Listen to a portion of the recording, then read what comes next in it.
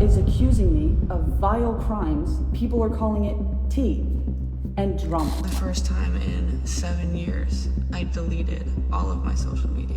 I swear I already owned this shirt. I did not buy it just for this video. You guys, well, everyone was waiting for Maddie Westbrouck to finally clear their name, and I mean, I was too, I'm not gonna lie. Things took a very different turn because Maddie did come back, but instead of dropping some huge gotcha moment that proves OnlyJayus made everything up, somehow it just made the situation look worse. Maddie basically announced that they are deleting their entire social media presence. According to Maddie, after 7 straight years of posting online every single day, they've decided to step away from everything except Snapchat. And I don't know, something about that move has people looking at this whole thing a little funny because Snapchat is basically the one place where people can't publicly call you out. There's no comment section where thousands of people can show up and drag you under your own post. It's just you posting into the void. I did it a couple days ago, maybe 2 days ago.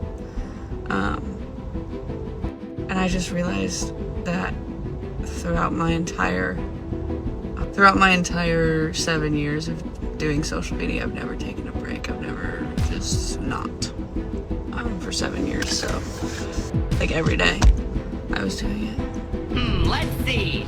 Eeny, meeny, miny. I just had a conversation with my father, and it seems as though I need to clear up that I did not delete all of my social media. Go to any account I've ever made, girl, it's still up.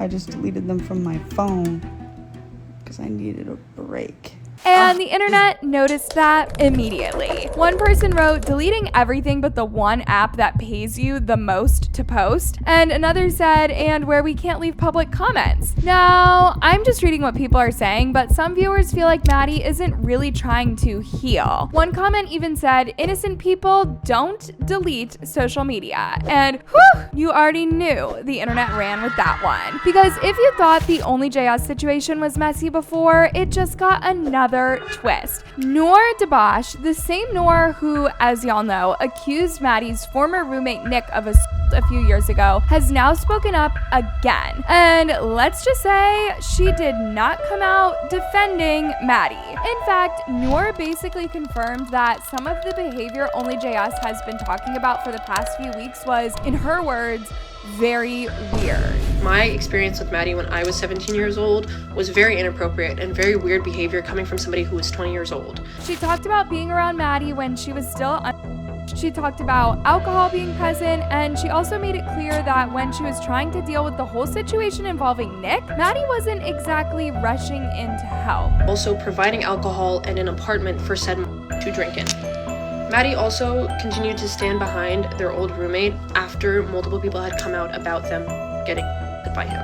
The text messages to OnlyJayus saying that I wanted to be involved was because I had to file a police report against Maddie's roommate Nick back in 2021, and Maddie was no help to that case at all. Now, before anyone jumps to conclusions, Noor did say something important. I am not accusing Maddie Westbrouck of any type of crime or assault, but I do think it is very, very weird as a 20-year-old to be hanging out with 17-year-olds and That's when the internet really started spiraling again, because now people have started arguing about the age gap itself, and some of the comments I've been seeing are kind of wild. Like, there are actually people in the replies trying to say 20 and 17 isn't that big of a deal. But hold on for a second. 17 is still a minor. And no matter what, 17 and 20 is not right, even if it is a 3-year age gap, even if the person is just about to turn 18. It doesn't matter. That is still a minor and an adult, and the adult always knows better in those situations, so you cannot blame the minor. And yet the comments were still going, 17 and 20 are literally in high school at the same time. Now, Noor actually saw those comments and responded to that directly. Me and this person weren't in high school together. Those are completely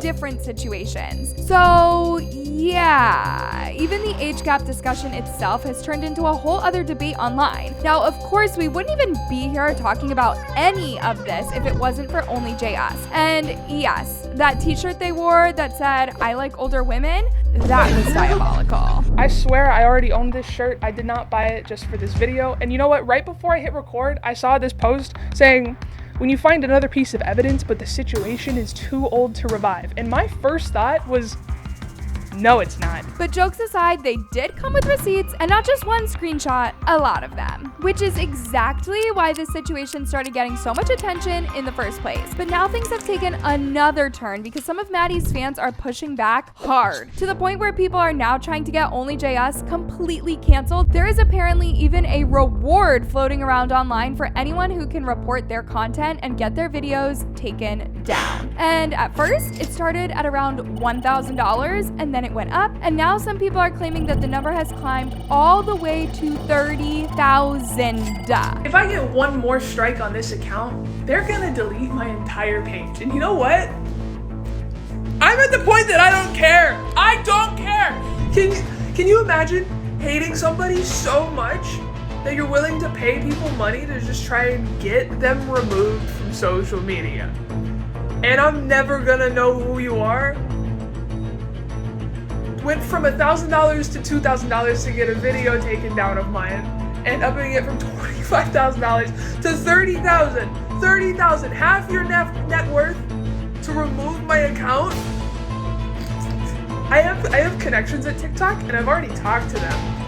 I'm very much considering deleting my account, getting the money, and then just reinstating it.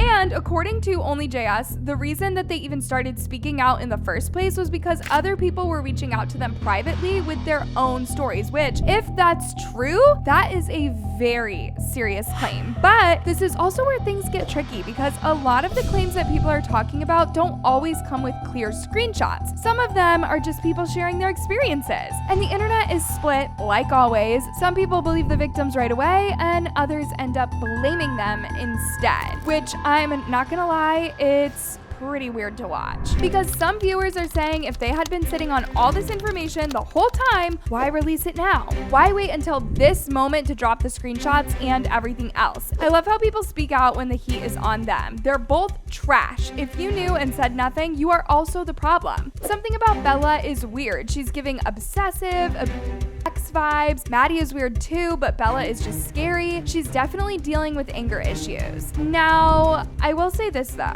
OnlyJS hasn't exactly had the cleanest history online either. A few years back, they were called out for using racial slurs, which also caused a huge backlash online at the time. And Maddie has also claimed before that the relationship between them was toxic, even saying that OnlyJS once threatened to harm herself and blame it on Maddie. And I did call attention to Bella's behavior towards me because it shows that Bella is consistently tormenting my life and refusing to take accountability for it. So that's why every new update somehow turns into another debate in the comments. But now I want to hear from you. What do you think about all of this? Do you think that Maddie stepping away from social media means anything? Or do you think that people are reading way too much into that? And what about Noor speaking up? Did that change how you saw the situation? Sound off in the comments because I am genuinely curious where you guys stand on this, with Maddie stepping away from most platforms and OnlyJayus saying there could be more coming if things go legal. Something tells me this situation might not be over yet. So for now, we're just going to have to wait and see what happens next.